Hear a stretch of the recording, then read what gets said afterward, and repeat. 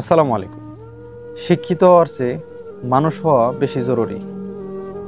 আর প্রকৃত মানুষত্বের দীক্ষা পেতে দরকার ধর্মীয় শিক্ষা। চুরি করলেও যেখানে হত্যা করা যায় না, সেখানে চোর সন্দেহে পিটিয়ে হত্যা করা হলো মানসিক ভারসাম্যহীন রোগীকে।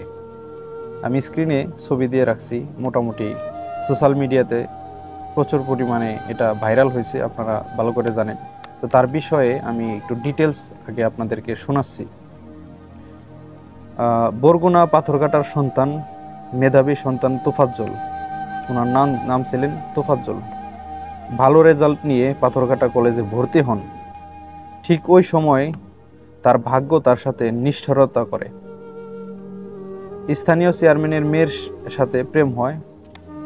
তা কপালে সয় নাই, ওই মেয়েকে অন্য জায়গায় বিয়ে দেওয়া হয়। বিধাতা তার মা বাবাকে মাসের আগামাথায় পৃথিবী থেকে তুলে নিয়ে যায়। আল্লাহু আকবার। এ অবস্থায় আপনি অথবা আমি হলে পাগল হয়ে যেতাম। শোকে কষ্ট পেয়ে পাগল হয়ে বেড়ায়। বড় ভাই ছিলেন পুলিশের এসআই, তিনি তার শেষ অভিভাবক। তাকে চিকিৎসা করায়, মরণ এসে তাকে তুলে নিয়ে কেবল পড়ে থাকে কপাল পোড়া পাগলটা। এর মধ্যে সে বরগুনা ডিগ্রি কলেজের অনার্সে ভর্তি হয়। ভাগ্য তাকে ছাড়ে নাই।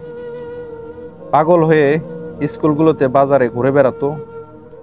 সে হয়তো খাবারের খোঁজে আসছিল, আর চোর বানাইলেন, ওরে ভাত খাওয়াইয়া মারলেন। এই নিষ্পাপ পাগলটারে এত এত কষ্ট দিয়ে কেন মারলেন? ভাইটার তাজা প্রাণ কেন ছিনিয়ে নিলেন বলেন? একটু আলু ভর্তা, একটু ডাল, একটু মুরগির মাংস, এগুলো দিয়ে এক প্লেট ভাত, কত প্লেট দাম আপনাদের কাছে ভাই? আমার প্রশ্ন জাতি আপনাদের কাছে জানতে চায় যে একটু আলুর ভর্তা, ডাল, মুরগির মাংস দিয়ে একজন মানুষকে খাবার খাওয়ায় তারপরে এভাবে পিটিয়ে তাকে হত্যা করলেন। সব থেকে একটা বিষয় খুবই বেশি কষ্ট লাগছে, যে সে পাগল থাকার যাই থাক, সে একজন মানুষ। আজকে সে মারা গেছে, তার ফ্যামিলিতে কেউ বাঁচা নেই, বাবা নেই, মা নেই, একটা ভাই ছিল, তাও দুনিয়া থেকে চলে গেছে। আজকে সে যে মারা গেছে, তাকে যে মারা হয়েছে, হত্যা করা হয়েছে, তার জন্য এক ফোঁটা চোখের পানি ফেলবে এরকম মানুষ তার ফ্যামিলির কেউ নাই। মানে এক কথায় তার পুরো লাইফটাই মানে শুধু কষ্টের উপরে। দেখেন, ডিটেলসে আপনাদেরকে জানালাম, তার বাবা মা হারাইছে, সেখান থেকে সে মানসিক ভারসাম্যহীন রোগী হয়ে গেছে। তারপরে তার একটা অভিভাবক ছিল, তার আপন ভাই, সেও হারাইছে। তো যখন ভাইটাও হারাই ফেলছে, তখন তো আরো সে রোগী হয়ে গেছে। আর এই অবস্থায় একজন মানুষ এক হিসেবে, পাগল তো কখনো মানুষের দুশ্মন হতে পারে না, শত্রু হতে পারে না। আর যদি চুরি করে থাকে, আপনাদের কথা মতো বুঝলাম, দেশে আইন আছে, আপনি চাইলে আইনের হাতে তুলে দিতেন। আপনি কেন নিজে আইন হাতে তুলে নিলেন বলেন? আর আপনি একজন মানুষ হয়ে, আপনারা মানুষ হয়ে একজন মানুষকে এভাবে কেন, কিভাবে পারলেন এভাবে পিটিয়ে হত্যা করা? একটু কি বিবেকে বাধা দিল না যে ওর ভিতরেও প্রাণ আছে, আমার ভিতরেও প্রাণ আছে? ওকেও আল্লাহ তাআলা সৃষ্টি করছেন, আমাকেও আল্লাহ তাআলা সৃষ্টি করছেন। অপরাধ করছে, আপনারা চাইলে তাকে আইনের হাতে তুলে দিতেন। অপরাধ করছে, আপনারা চাইলে তাকে হয়তো মনের রাগে একটু মারধর করতেন, তাকে ছেড়ে দিতেন। একদম মেরে ফেললেন, তাকে খাওয়াইলেন, খাওয়ানোর পরে পিটিয়ে তাকে হত্যা করলেন। এগুলো আবার সোশ্যাল মিডিয়াতে আপনারা ভাইরাল করছেন। আপনাদের কলিজা এতটাই বড়।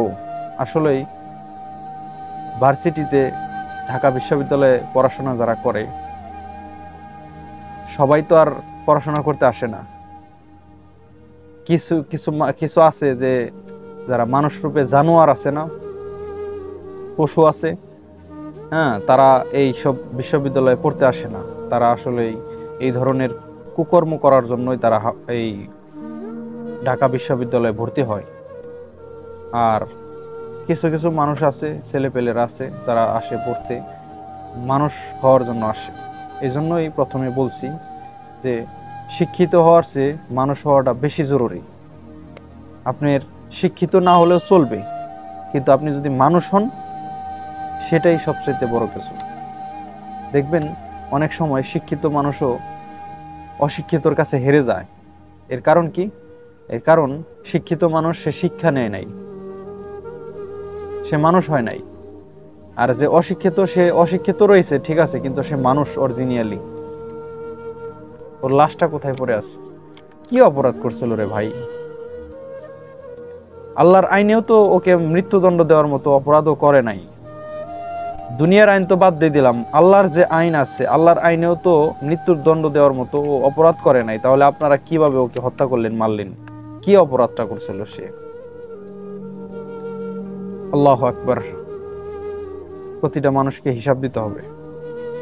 যাই করেন না করেন, যারা পরিমাণ ভালো খারাপ যাই করেন, লিখিত হচ্ছে আপনার আমলনামায়। এগুলোর হিসাব পাই টু পাই আল্লাহ নিবেন। জিজ্ঞেস করবেন কিয়ামতের মাঠে, কেন মারছিলি এই মানসিক ভারসাম্যহীন রোগীকে? জবাব দে। তখন আপনার মুখে কোনো জবাব থাকবে না। যখন জবাব থাকবে না তখন ফেরেশতাদেরকে বলা হবে 70 গজ লম্বা শিকল দিয়ে ওকে বাঁধো, জাহান্নামে নিক্ষেপ করো আগুনে। এগুলো মাথায় রাখবেন।